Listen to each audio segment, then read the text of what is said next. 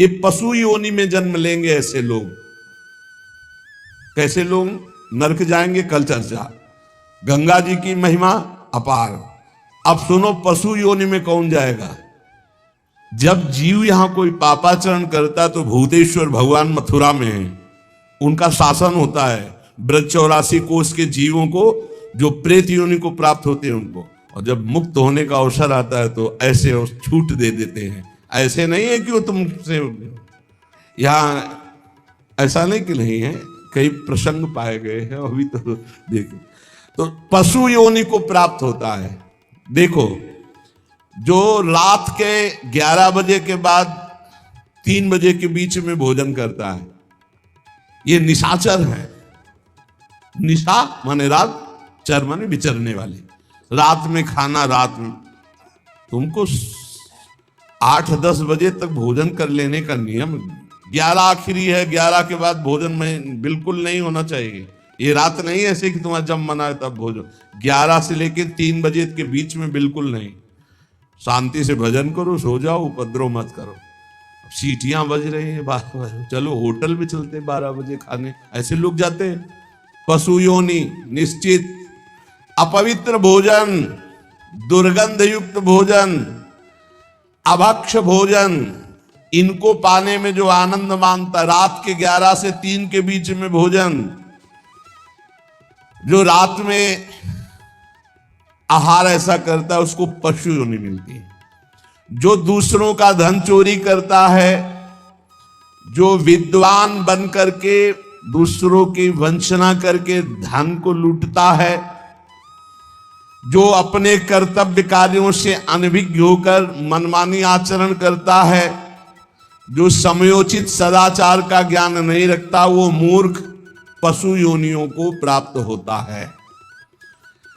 जो हिंसक स्वभाव का है, जो अपने परिवार वालों को पीटता है, गाली गलौज, थोड़ी सी संपत्ति के लिए मारपीट, ऐसी लड़ाई झगड़ा, कलहप्रिय, कायर, कुत्ते की योनि को प्राप्त होता है। लिखा हुआ है वो कुत्ते की योनि को प्राप्त होता है। जो थोड़े से हिस्सा के लिए भाई बंधुओं को मारपीट, कलह, लड़ाई झगड़ा, इस तरह का व्यवहार, हिंसक स्वभाव, क्रूर स्वभाव, इनको कुत्ते की योनि प्राप्त होती है। जो चंचल स्वभाव, देखो कुछ न कुछ करते जा, बैठे तो पैर हिला रहे, वो मतलब शांत नहीं रह सकते, उनके शरीर में वाइब्रेट होता रहता है। वाइब्रेट, वाइब्रेट, जैसे मोबाइल नहीं झनझनाता रहे, वो झनझनाते रहे। सुन लो भाई क्या बनोगे। और जो दूसरे के भोजन के लिए लालायित रहता है, कहां से निमंत्रण आ जाए, कैसे हो जाए, क्या व्यवस्था बन जाए, सुनो। और जब चलता है ना तो बेढंगे ढंग से चलता है, बेढंगे ढंग। और दूसरों की वस्तु देकर लुभायमान होकर छीनने का स्वभाव करता है, उसका अगला जन्म बंदर का मिलेगा, पशु योनि में बंदर बनेगा। जो वाणी से सदैव कटु बोलता है, कुटुंबियों से द्वेष करता है, लोगों की चुगली खाता है, उसे अगला जन्म सर्प योनि का मिलेगा। कुटुंबियों से द्वेष करता है, दूसरे की चुगली खाता है, उद्वेगजनक वचन, उद्वेग माने भारी क्लेश पहुंचाने वचन, दूसरे की निंदा करना, चुगली करना, तो विषधारी सर्प बनता है। जो शरीर से बलवान दीन जनों के ऊपर आक्रमण करके खूब पिटाई मार करना, माता पिता को मारना, ऐसे गरीब जनों को, दीन जनों को मारना, निर्लज और मांस भक्षण करने वाला, उसको अगले जन्म में क्रूर मांस भक्षी, जैसे हाइना, सिंह, सियार, ऐसी योनियों को दिया जाता है। क्रूर हिंसक पशु, सिंह जैसे है, जैसे लकड़बग्घा है ना, लकड़बग्घा है, भेड़िया है, ऐसे जो मांस भक्षण करने वाले हैं, जिनकी आवाज दूसरों को सदैव दुख ही देती है। बोलने का मतलब है दुख ही देना। जो दूसरे को अब जैसे जा रहे हैं, जंजीर खींचा, वैसे ऐसे वो गिर गए, उनके अंग भंग हो रहे, वो समझ रहे 30-40 हजार की सोने की चैन खींच ली तो हम ब्रह्मा बन जाएंगे। देखो उनको क्या बनना पड़ेगा।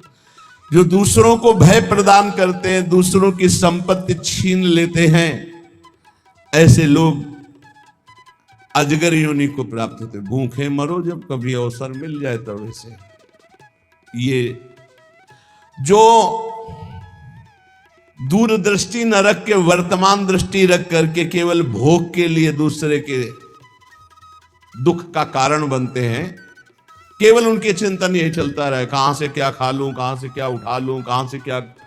बोले हाथी की योनि को प्राप्त होते हैं, वो पशु हाथी योनि को। इस तरह से 83,99,999 योनियां हैं जो भजन नहीं करते, भगवत विमुख हैं, उनको सब क्रमशः ये प्राप्त होती हैं। उपासक को चाहिए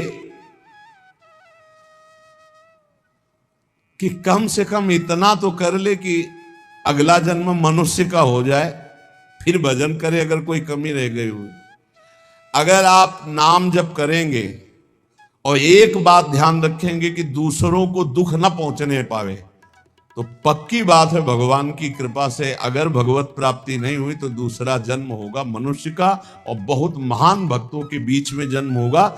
जन्म से ही भजन प्रारंभ हो जाएगा और आप यौवन अवस्था प्राप्त होते होते भगवत प्राप्त हो जाएंगे, काम हो जाएगा आपका। भजन एक ऐसी वस्तु है जो आपको बचा सकती है। अब इसमें कह रहे हैं कि जैसे आप भजन मार्ग में लगे हुए हो और आपको कोई गाली दे रहा है, आपने पलट के गाली दे दी तो आपका भजन क्षीण हो जाएगा। इसलिए भजन को बचाने के लिए कह रहे अकार्पण्यमपारुष्यम संतोषासर्दधानता। ये ब्रह्म ऋषियों की बातें हैं, बहुत काम की बातें हैं।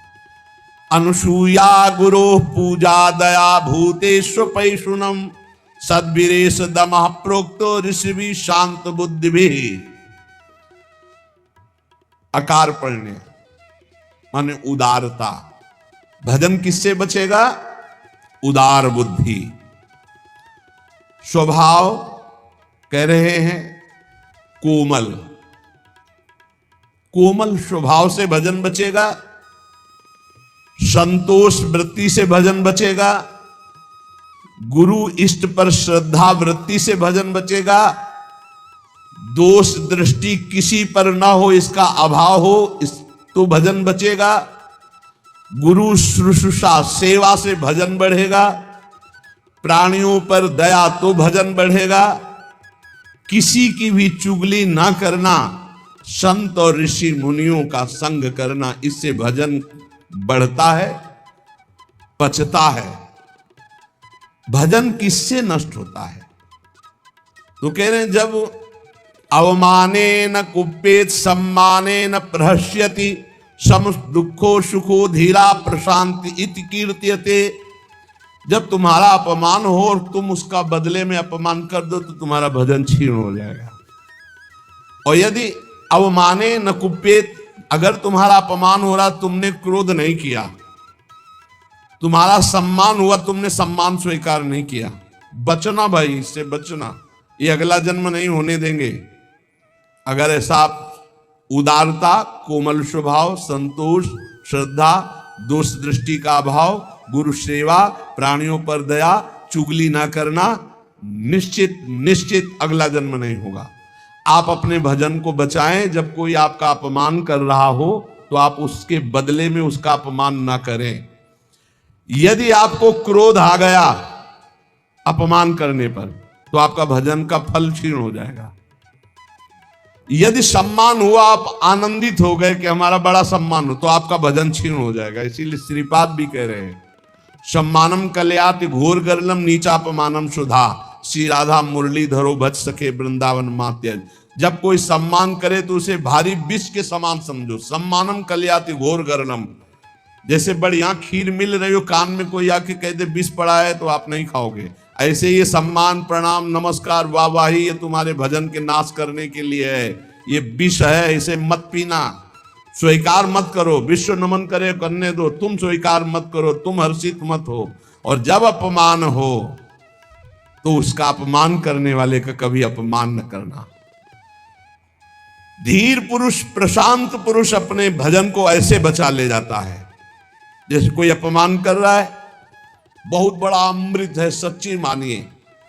जिसका अपमान हो रहा है वो साधु पुरुष जब अपमान सह जाता है तो उसका भजन बढ़ता है, वो सुख से भगवान में शयन करता है।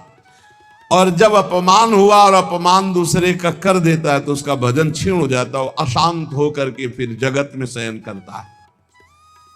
अपमान करने वाला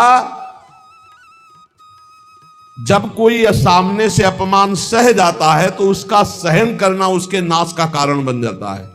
अपमान करने वाले का निश्चित नाश हो जाता है जब वो सामने वाला बोले ना, केवल चुप रहे।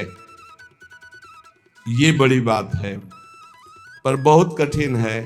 उस समय जब कोई अपमान कर रहा है, निंदा कर रहा है, आप शांत हैं, इसका मतलब आपके ऊपर गुरु कृपा है और आप अपने भजन को पहचानते हैं, भजन बचाना चाहते हैं। अपमानित होने पर चाहिए कि अपमान करने वाले की ना बुराई सुने ना बुराई करे। जैसे कोई आकर बहुत नीच आदमी आपको गाली दे रहा था, कान में अंगुली डालो, नहीं भाई वो नीच नहीं, भगवान उसके अंदर बैठकर मेरी परीक्षा ले रहे थे, मुझे पुष्ट कर रहे थे, वो नीच कैसे हो सकता है। अपने भजन पर दृष्टि रखे, ना उसकी निंदा करे, ना उसकी निंदा सुने, ना उसका बुरा चाहे। यद्यपि इसमें लिखा हुआ है कि जो अपमान करने वाला है उसका सर्वनाश हो जाता है, ऐसे महापुरुष का अपमान जब करे कि वो बोले ना केवल, तो वो अपमानित करने वाला पुरुष स्वयं नाश को प्राप्त हो